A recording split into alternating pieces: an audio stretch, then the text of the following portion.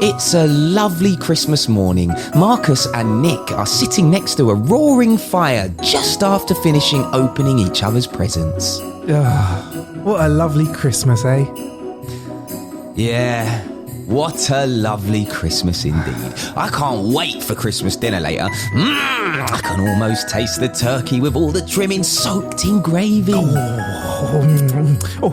That reminds me, I've got just one more present for you. One sec. Me? Oh, you shouldn't have. Well, it's kind of for us, but here you go. Go on, open it. I can't wait for you to open it.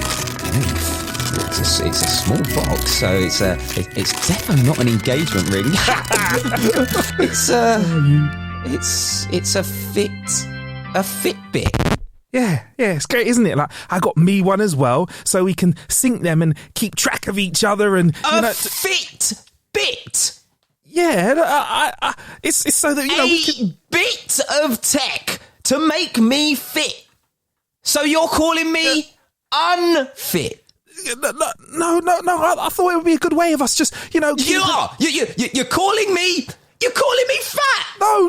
It was just meant for me to be able to we can on Christmas Day of all days, when we're supposed to be letting our hair down, you call me fat. I'm sorry. Take this Fitbit and shove it up your you absolute you piece of shove this Fitbit right up that anus. Are you serious? Hello and welcome to How to Kill an Hour with myself, Nick Bright, and him over there, Marcus Bronzy. Now, this is the show where we talk about tech in a way that no other podcast does. That is 100% true. In today's episode, we're talking about how a Fitbit can ruin your life. Today's story started with a little tweet that a mate of ours, Nick, called Dev, he mentioned to us, and he thought it might make a good episode. So thank you to that, Dev. And we'll get to the tweet in just a little bit. But first off, though, Nick, Fitbits. Just for the listener, in case you don't know what a Fitbit is, Nick, can you explain what the definition of a Fitbit is, please? Of course. A piece of technology that people can wear around their wrists to measure their daily steps, heart rate, and more. These devices usually allow people to track their achievements during exercise and assess the data via the Fitbit smartphone app. That's right. It's basically a device that measures the calories you burn. Quick digression, though. The more you measure something, the better you come at regulating it, Nick. So there's been loads of studies I've read over the years, right? And one of the most interesting ones was they had just two groups of people. One group had to write down what they ate and the other group didn't. That was the only difference. They just had two groups, and at the end of, say, a couple of months where they were told to just crack on with life, group one, writing down every single thing that they ate, group two, not doing that, just being told to chill out. At the end of the study, the people that had written down stuff that they'd eaten every single day, they were eating much more healthily, they'd lost weight. Not just that, they smoked less, drank less, and exercised more. There you go. The thing is, though, it does make you obsess over things more as well, though. Yeah. As opposed to just trying to enjoy life a little bit. It makes, because people do this even with their, whether it's step counters or whatever. I know people, some of my friends are like, I've got to get my steps in today, I've got to get my steps in. And it's like, or maybe you don't.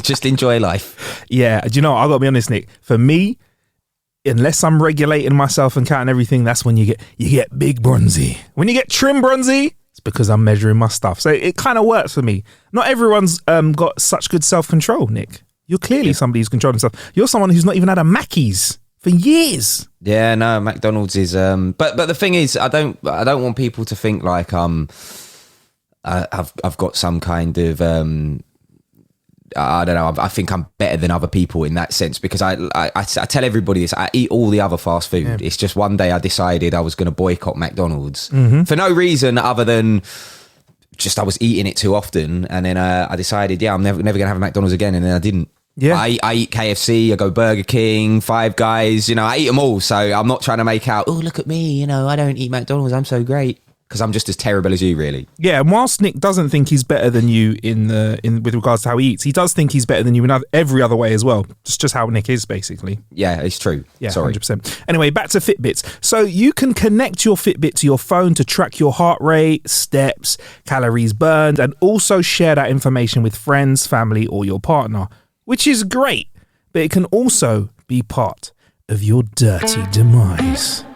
This story is about someone who was caught out by their own Fitbit. This sounds ominous. Yeah, it is. Now, this was the case for the ex-partner of the NFL correspondent Jane Slater, who was caught out thanks to some rather telling Fitbit data. Nick, do you know who Jane Slater is? I know you watch a little bit of NFL. Do you know who she is? I don't actually. She's. I'm guessing that she's an NFL correspondent. She reports on the teams, but I don't really watch any of. Look, I love the NFL, but I'm not deep in it, like watching all the like interviews and stuff. Like I just watch the games when they're on. Well, I'll put her some of these. If you watch regular NFL stuff, you'd probably recognise their face. Probably not as big as Lineker, but someone that you know, recognise. When I say Lineker, I mean Gary Lineker, British football. He's kind of renowned for being a face of British football. Anyway. This was the case for the ex-partner of the NFL correspondent Jane Slater, who was caught out thanks to some rather telling Fitbit data. She sent out a tweet in December 2019, and the first part of it said, "An ex-boyfriend once got me a Fitbit for Christmas. I loved it. We synced up, motivated each other." Synced Fitbits, keeping track of each other's steps and keeping track of each other's calories burnt. Sounds cute here, right? Wrong. Because the second part of the tweet says, "We didn't hate it until he was unaccounted for at 4 a.m. and his physical activity levels were spiking on the app. Wish the story wasn't real." Now, clearly, Jane's ex had forgot that he'd synced up his device with Jane so that they could keep each other motivated when working out. And the Fitbit picked up his extracurricular activities. Now, look, to be devil's advocate, Nick, at this point, what other things could somebody be doing at 4 a.m. other than cheating? Because that's kind of what this alludes to, isn't it? Well, this guy's a chump, because straight away I would have been like, I was having an extreme nightmare. I was having a seizure, like I couldn't sleep. So I got up and went to the fridge and then decided, no, you know what? I'm not going to eat this midnight snack. I'm going to do some press ups instead because, I need to get in shape for you babes. Yeah. You know what I mean? Yeah, exactly. Midnight run. Going for that midnight run while the streets are empty, clearing your mind. Exactly. Plus 4 a.m. Marcus is actually in the gym at that time anyway. So you could have just this guy's a fool. Yeah. He's absolute fool. Or I don't know. But clearly, suffice to say, she binned him because he was cheating. And some people jumped to his defense in the same way, Nick. Like on Twitter, there was this comment. "Maybe he was waxing his carrot." Never heard of that one before. Waxing your carrot? Never heard of that before. Shaking the champagne? Heard that before, Never heard that one. Shaking the champagne? Didn't? Nah, I like that. Shaking the champagne. I need a few new ones because I'm just like, slap one out, rub one out, pump in some gas. Having a great wank. I still find it fascinating that like wanking or wanker is such a like regularly used word here in the UK, but then in the States it's just not a thing. I can't get over that. Such a jerk off. Such a jerk. A jerk. I for ages didn't understand that a jerk was somebody that was a wanker. I was just thought it was just like you're calling someone a jerk because it's just a word that you said. I didn't put the two together, that jerking off. It's weird because, like, don't get me wrong, right? America's got like so many things that are better than the UK. So many things. But we're just the kings of swearing over here. Like nobody can touch us when it comes to swearing, I swear down.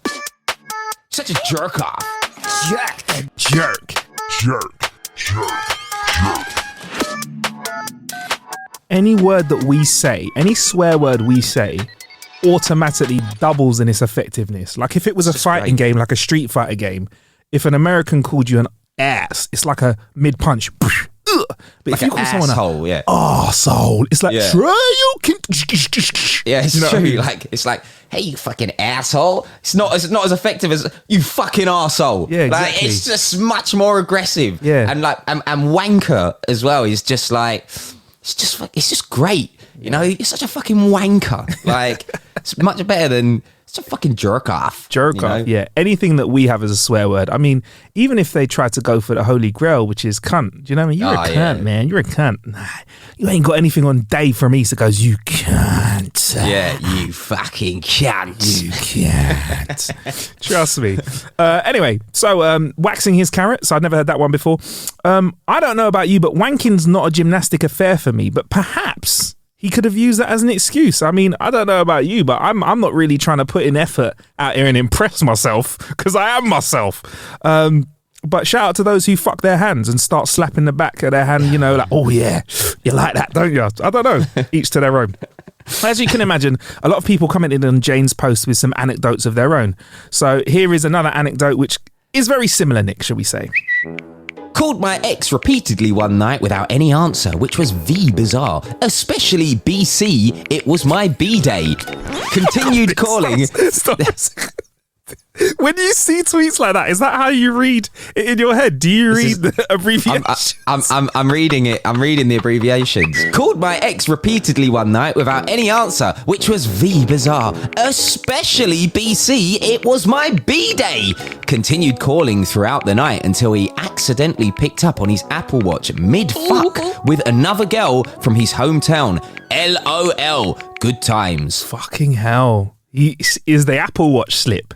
So she heard him pumping it out and her pumping it in. Wow. Crazy. Wow. Lucky that we haven't got FaceTime on watches yet. Otherwise, she might have got a funky angle. Could you imagine that? What a way. Wild that. Another wrote this.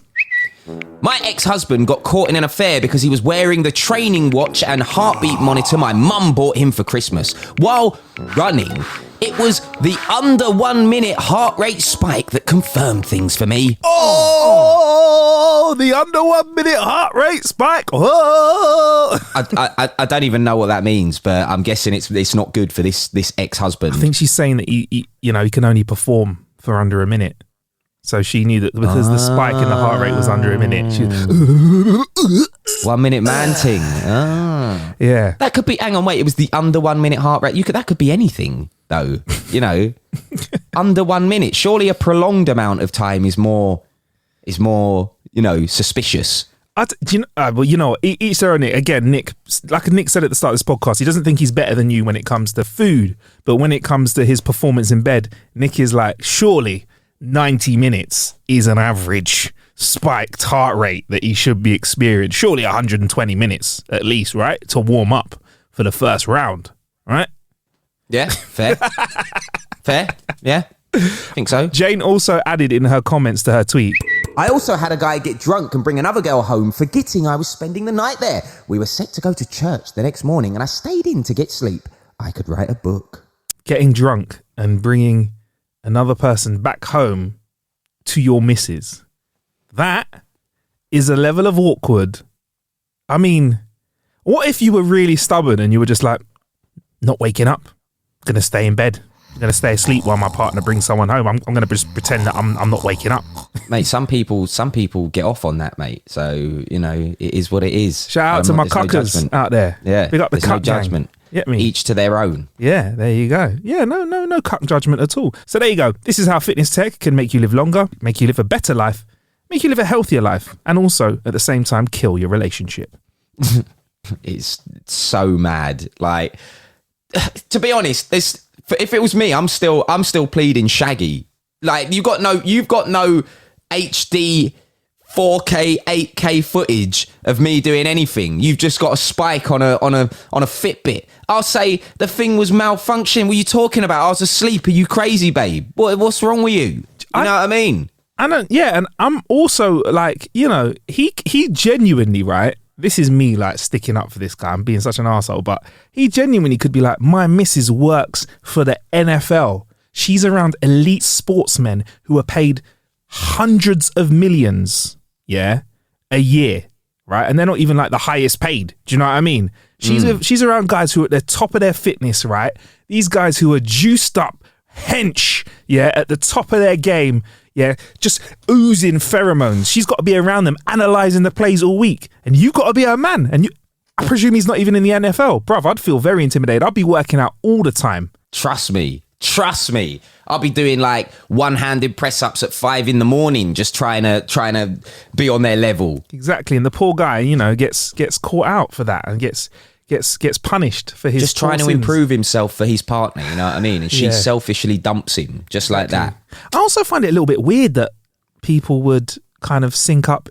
Am I weird for thinking like with your other half to have like a track their own calorie intake and stuff? I feel like it's a bit like, it's bizarre, you know, but people do bizarre stuff in this world, Marcus. It's like, have you seen some people out there have got, because they obviously don't trust each other, they've got like joint social media accounts and stuff like that. It's like, it's just, you know, and find my friends on your phone. Yeah. The only time a thing like that ever comes in handy, in my opinion, is if you've got kids.